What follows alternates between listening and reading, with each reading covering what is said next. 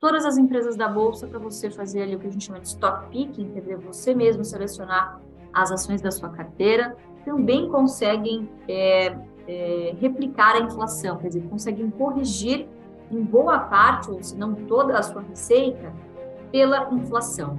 Né? De quais são as boas empresas que você gostaria de ter na sua carteira. A diferença de uma boa empresa para um bom investimento vai ser o preço que você vai pagar por esses ativos, ao resultado, tá? Então, eu vou te dar um exemplo aqui prático, tá? A BB Seguridade, o ticker BBSE3, né, que é a seguradora do Banco do Brasil, isso daria um preço teto indicativo, o máximo que você poderia pagar por essa ação.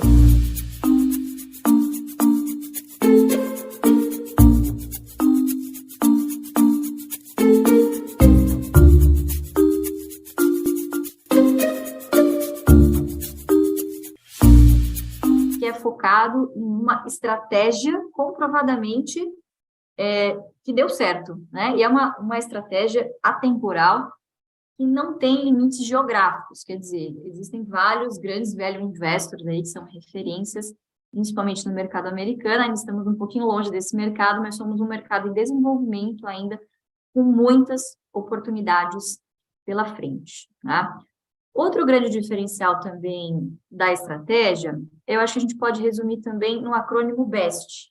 A gente tem um pouco mais de 500 ações listadas na Bolsa, e para quem está chegando, para quem é novato, é impensável você dizer, olha, você vai ter que analisar todas as empresas da Bolsa para você fazer ali o que a gente chama de stock picking, quer dizer, você mesmo selecionar as ações da sua carteira. Obviamente, a gente sabe que ninguém tem disponibilidade de tempo para analisar 500 ações de uma vez. Então, a gente sempre fala sobre os 5 setores que, obviamente, não dá para generalizar, mas que geralmente reúnem algumas características bastante importantes para esse investimento previdenciário, para esse investimento com foco em dividendos, né? Então, primeiro de tudo, como o próprio nome sugere, não adianta nada você investir em empresas que não tenham ali no seu estatuto, né, que não tenham ali dentro as suas regras. Para quem não sabe, o estatuto social de uma empresa é como se fosse a carta magna do nosso país, né? Então, o estatuto social, ele prevalece, inclusive, sobre a lei das SAs, principalmente no que tange à distribuição de dividendos. A lei das SAs fala em mínimo de 25% sobre o lucro, mas o estatuto da empresa vai ser soberano. Então, tem empresas que distribuem 50%, tem empresas que distribuem em estatuto 75%, né? Ou se isso não estiver em estatuto, provavelmente vai ter uma política de distribuição de proventos. Então, esse é um pilar extremamente importante. Segundo, a gente deve pensar que boa parte dessas empresas que chegam ao mercado de capitais, elas estão em um posicionamento diferenciado ali em relação aos seus outros concorrentes, né? Porque tem acesso a um capital, teoricamente, é muito mais barato, você tem acesso também ao capital em emissão de ações, que é o capital próprio, então você tem outras opções ali de acesso a crédito que colocam essas empresas em uma vantagem em larga escala, né? Em vantagem em relação aos seus outros concorrentes de capital fechado. São empresas que geralmente detêm ali grande market share, né, grande poder de precificação nos seus respectivos mercados, e isso é muito importante no Brasil, porque boa parte dessas empresas dos setores que eu vou citar também conseguem replicar a inflação, quer dizer, conseguem corrigir em boa parte, ou se não toda a sua receita, pela inflação, né? E terceiro, quarto pilar, a gente tem também a questão da perenidade. Então, esses setores reúnem todas essas características. Então, BEST, para vocês nunca mais esquecerem. Bancos, energia, seguro, saneamento e telecom, né? São bens e serviços de extrema essencialidade para qualquer país, né? O que garante muita resiliência em períodos de crise e garante também uma certa estabilidade em momentos de pujança econômica, certo? Então, esses são setores que a gente considera, não digo livre de risco, né?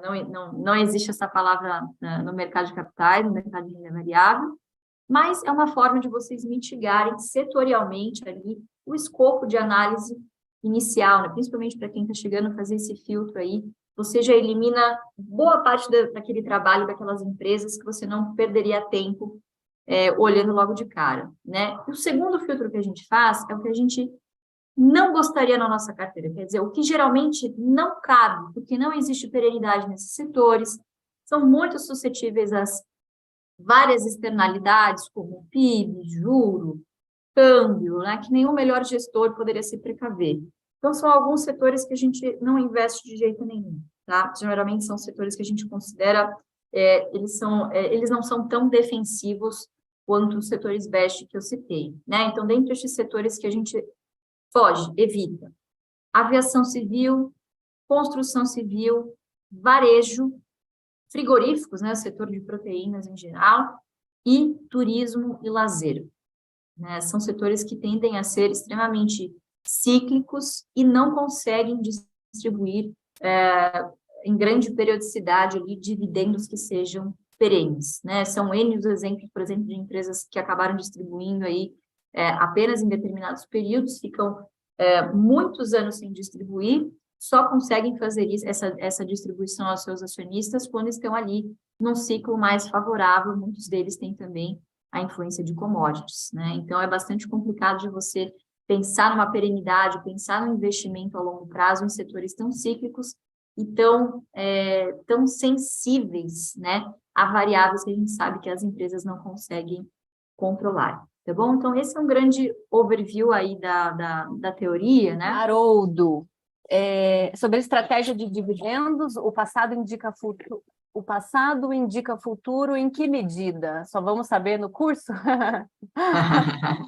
Haroldo, eu posso dar uma palhinha para você, né? Obviamente que rentabilidade passada, ela não garante a futura, mas nós, analistas, economistas, só temos o passado para tentar vislumbrar alguma coisa do que deverá ser o futuro, né? Então, tudo, obviamente, são baseados em várias premissas, que a gente não tem como dar certeza se vão acontecer ou não, mas, obviamente, se a gente tem uma média histórica, se você tem um passado para você se basear, né, o que foi constante no passado é muito provável que se repita no futuro.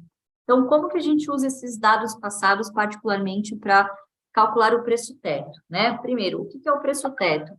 É a grande métrica ali, que no final de toda análise, então, quer dizer, você faz um filtro ali de quais são as boas empresas que você gostaria de ter na sua carteira.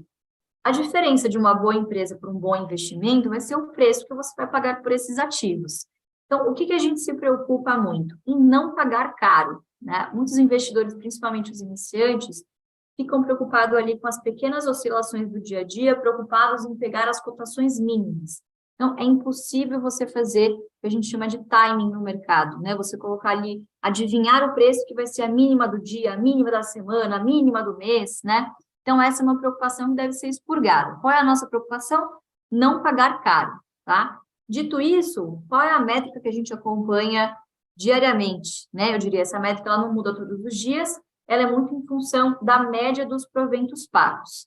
A gente calcula o preço teto, que é o máximo que você poderia pagar por determinado ativo, dada uma rentabilidade mínima exigida por nós, nessa metodologia, de 6% ao ano em dividendos exclusivamente.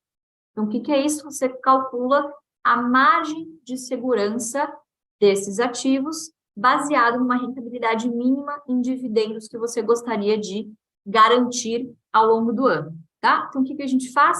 A gente calcula a média, geralmente, dos 5 ou dos últimos 6 anos dos proventos pagos por ação, divide por essa taxa de retorno mínima exigida, que é esse 6%, e chega ali a um resultado, tá? Então, eu vou te dar um exemplo aqui prático, tá? A BB Seguridade, que ticker BBSE3, né, que é a seguradora do Banco do Brasil, pagou aqui, em média, vou tirar as vírgulas para a gente facilitar o cálculo, R$ 2,00 de dividendo, em média, né, por ação, nos últimos 6 anos. Então, R$ 2,00. Se você divide pelo 6%, que é 0,06, isso daria um preço teto indicativo, o máximo que você poderia pagar por essa ação, para garantir uma rentabilidade de 6% ao ano em proventos exclusivamente, a gente está falando aqui, seria de R$ 33,33. Hoje esse papel está cotado a, não vi aqui quanto é que foi o fechamento, mas R$ 29,50, R$ 30. Então, quer dizer, opa, esse é um ativo que está ali com margem de segurança em relação ao preço teto que eu estabeleci, tá? Então, esse é só um dos exemplos das metodologias que a gente vai ensinar no curso. Mas a gente tem várias metodologias de valuation que são desde as mais simples, como essa que eu acabei de falar, como as mais sofisticadas, até chegar no fluxo de caixa descontado, que é ali a metodologia que boa parte do mercado, boa parte dos analistas se utilizam, para você entender qual é o valor justo de determinado ativo. Tá bom?